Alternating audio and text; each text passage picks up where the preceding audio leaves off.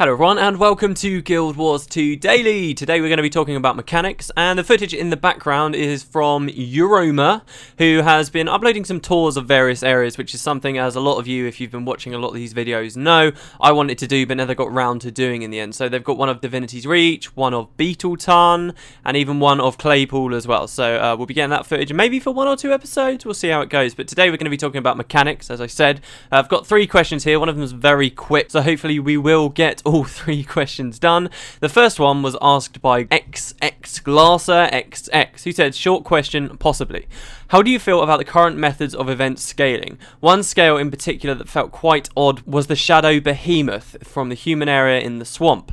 Playing against this boss late at night nearly alone was an easy kill or event success, but when there were 15 plus people fighting the boss, the duration of the battle was about 10 minutes longer, with every hit being an instant kill.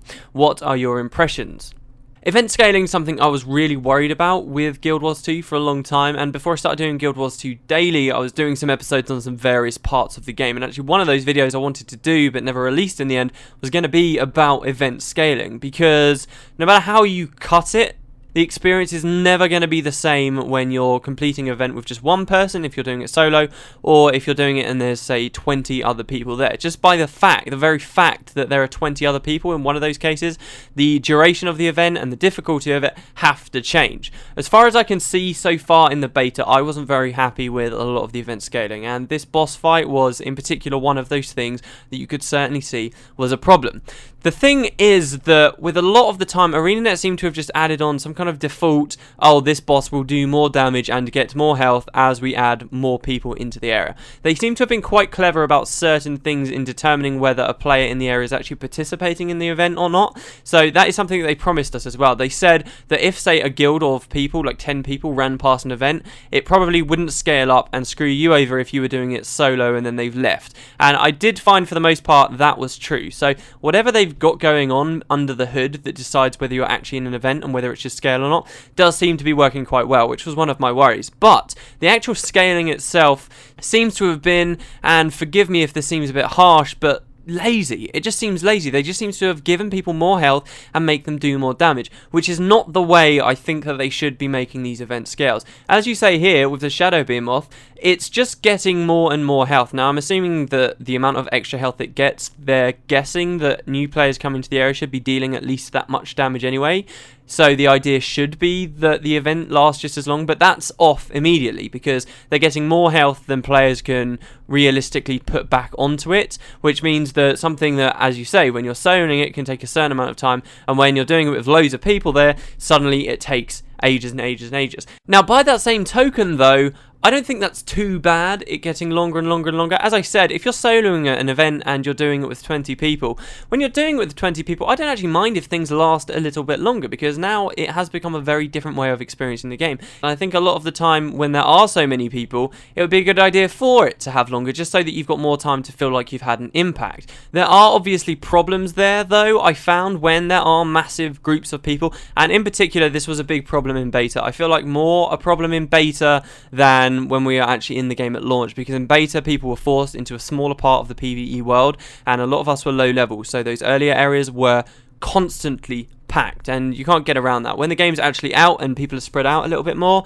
then I'm guessing the problem won't be so bad. But certainly for the beta, I found when an event was being pounded by loads and loads and loads of people, there's a certain point where if you stick around in a group like that for too long, it can stop being fun, because, and this is a problem that all MMOs or all games have, that as soon as there are too many people, the actual impact you feel like you're having, the amount of damage you are doing, say to the Shadow Behemoth when there's 30 other people around you, it's negligible. You can barely even see the health bar go down when you use skills. So the actual impact you are making on each fight seems to be lessened quite significantly. In fact, this is one of the big reasons I love the whole 5-man system for dungeons in Guild Wars 2 and the 5-man system for competitive PvP. It allows you to see the actual difference you're making in the battles. And with these huge zergs, that doesn't seem to happen. Now, Guild Wars 2 seems very prone to these zergs happening as well. So I'm curious whether ArenaNet are going to try and reduce that somehow, or add incentives incentives for people to solo certain hearts or events that maybe other people aren't near. But that's slightly aside from event scaling, but I do think that's another problem with the big zergs. But another problem, when there are these big zergs and events are scaling, not only does health go up, so all of a sudden you can't really see the impact you're making on the health bar yourself, and it's going too high, so these events become way too long. They're also just giving, seems to be giving a flat buff to enemies' damage capabilities. So they have given examples where they say, oh, enemies will unlock new abilities, and that's cool, but that seems to be few and far between, and really not fixing the problem at all. You get to this situation where you're standing there hammering away at a certain boss or a certain event or doing some specific thing that you can't quite see the difference you're making, and then all of a sudden you get one shot out of nowhere because this boss has scaled far too high and you've just been knocked completely out. That isn't very fun, and I found that with a lot of events when they were scaled too high.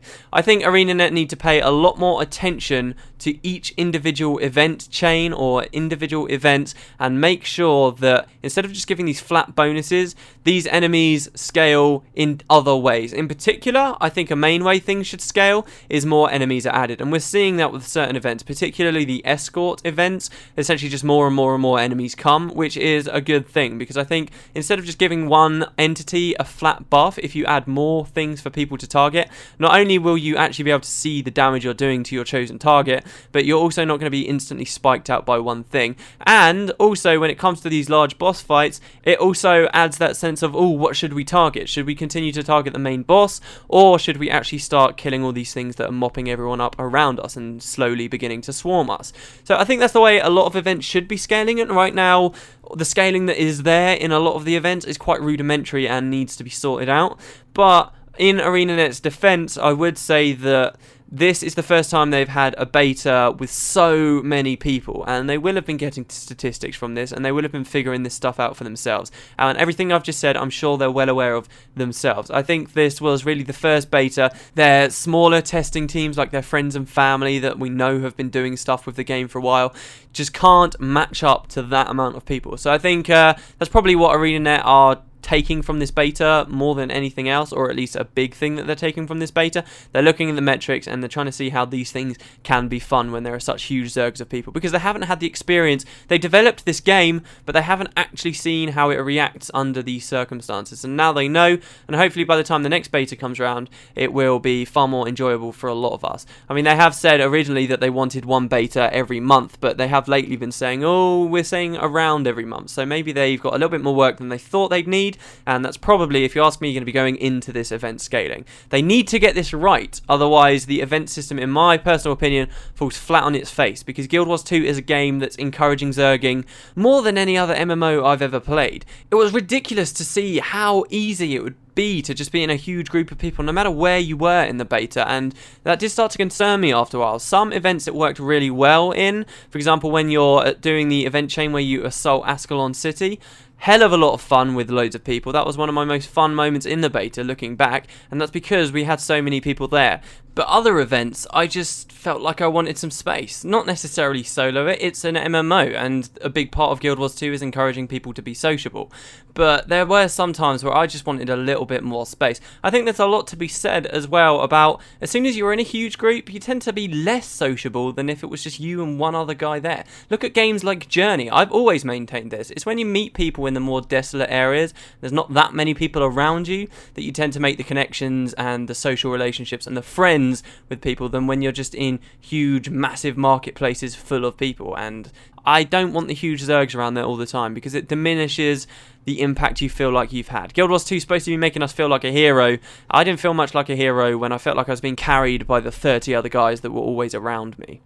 So yeah, event scaling, I don't think it's hopeless, but in my opinion it was one of the more negative things that came out of the beta, certainly, and I've got my eye on it. The next question was asked by JK Line 1100, who said, What were the 4 professions that ArenaNet was playing with when developing Guild Wars 2 but never made it into the game in the end? This is a quick question because it's very easy to answer. It's kind of cool though.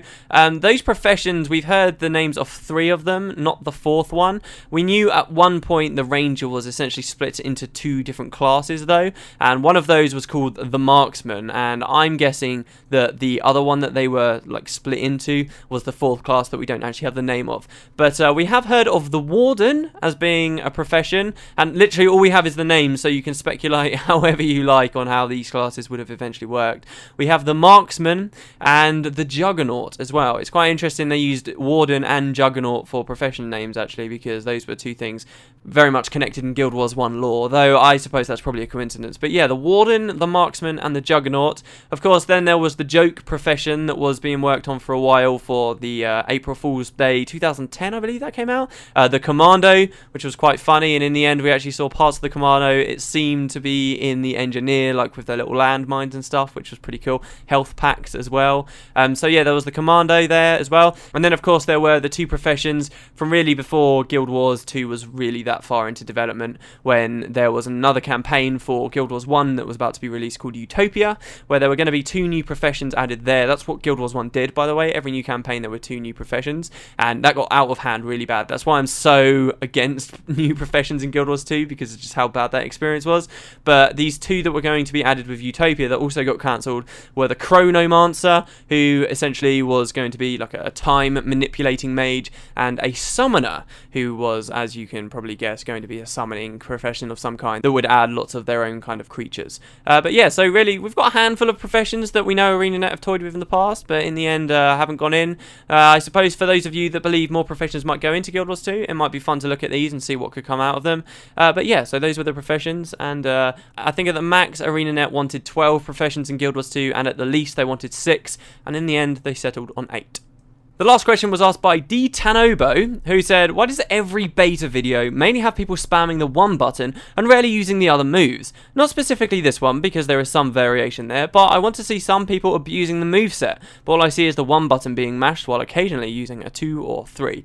This is something, I doubt this was really even a question specifically at me, but I see a lot of people talking about this.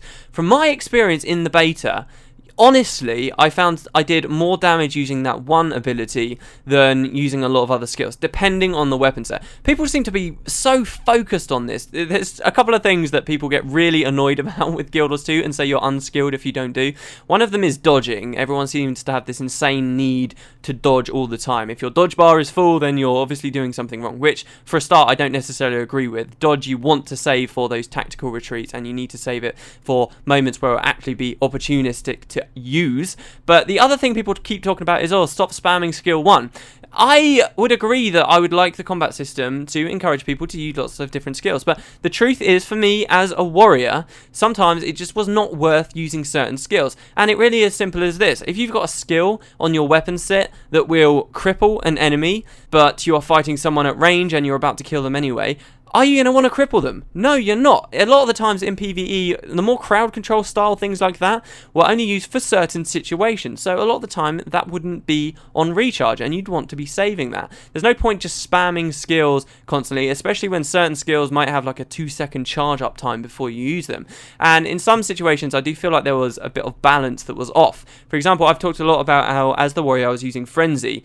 As a hammer warrior, you would use Frenzy, that just skill 1, that combo, was devastating, and the same with the axe. Absolutely loads and loads of damage. If you start swapping too many skills around, you can have a problem there. I remember dual wielding axes, skill 4, actually didn't seem to do that much damage for the amount of time it took to get the skill off, so I would use it less often. And likewise, the adrenaline skill only really seemed to do on some weapon sets as much damage as my skill 5. So on certain times, especially with the rifle, where you have to charge that up, that would also go unnoticed unless you wanted to pick someone off at range. There are a lot of skills in Guild Wars 2, and I don't think we should just be button mashing the whole skill bar all the time. It can be viable, from my experience, to use just skill 1 in combat, and I wish people would actually see this and see that some skills should be saved for good moments. Like on the Elementalist, there's a spell shield that you can get that will only last for like 5 seconds, but it will block everything that comes and hits you during that time. And once it's blocked a certain amount of hits,